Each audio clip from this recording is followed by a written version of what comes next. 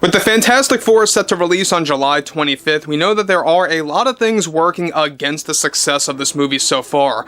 Multiple test screenings have failed internally over at Marvel Studios and the Disney company. Pedro Pascal and his overall politics are working against this film as well. It's not a really good image for promoting Fantastic Four, for promoting anything Marvel.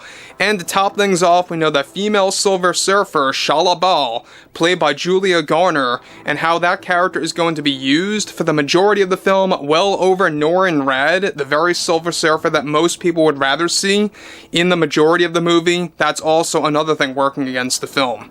This is Mike Zero. Subscribe if you're new, and like this video to see future updates. You can also follow me at Mike01. I thank you all so very much for the great and kind support. Now, ever since the whole female Silver Surfer backlash, and even The Last of Us Season 2 backlash over at HBO, Pedro has not been having a good month or two because he's been going against the critics, he's been snapping at fans, and it's been only getting worse from that point on forward. Now, we know that Pedro will never let go of his politics, and seemingly there are no consequences that come along with it. Pedro never actually has any kind of consequence from the studios, from any of the higher-ups. It's as if they actually do celebrate Pedro's politics and what he says. But let's get into this further.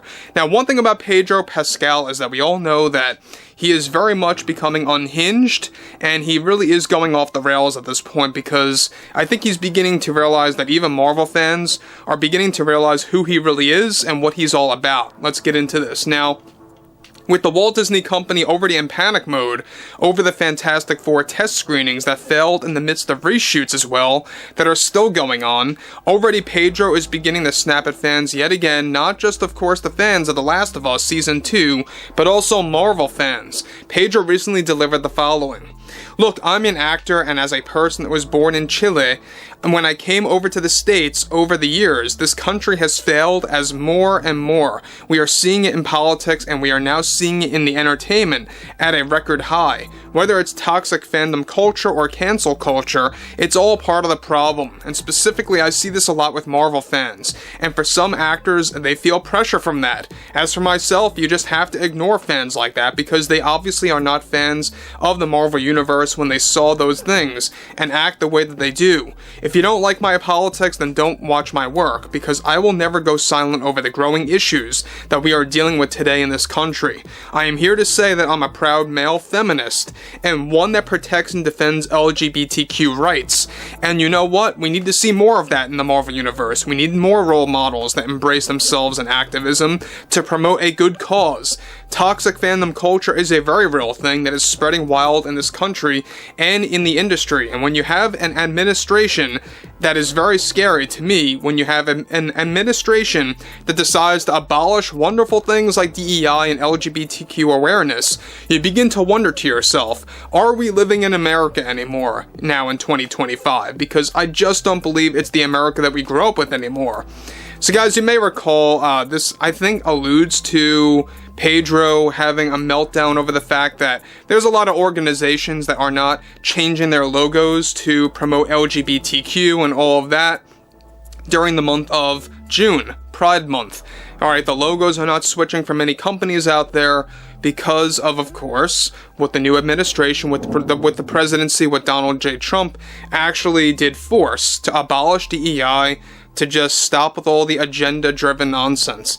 Now look, he goes on to actually go on further. Things like DEI and LGBTQ awareness should be celebrated and inserted into every aspect of entertainment.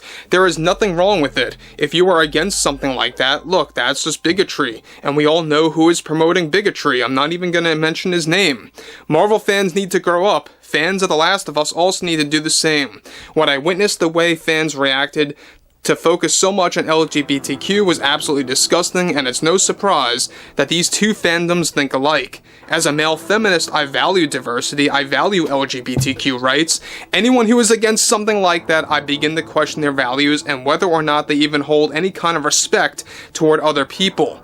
Our industry, I think, needs to hold on to that. We need to hold on to diversity, equity, and inclusion, because it does, believe it or not, create fairness and balance for this industry, as many have pointed out before. The guys, again, I don't think DEI promotes any level of fairness and balance in the industry. If anything, it divides. It creates a lot of other issues. And quite frankly, when you look at DEI from a lot of these companies, from a lot of these studios like Disney, for example, it's all contradictory in nature. They're all about DEI. What happened to actual dwarves becoming a part of Snow White 2025?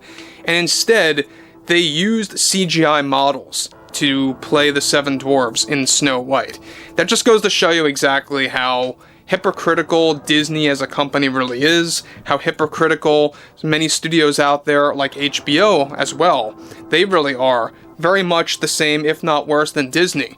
So look, we know at the same exact time, look, Pedro's never gonna stop.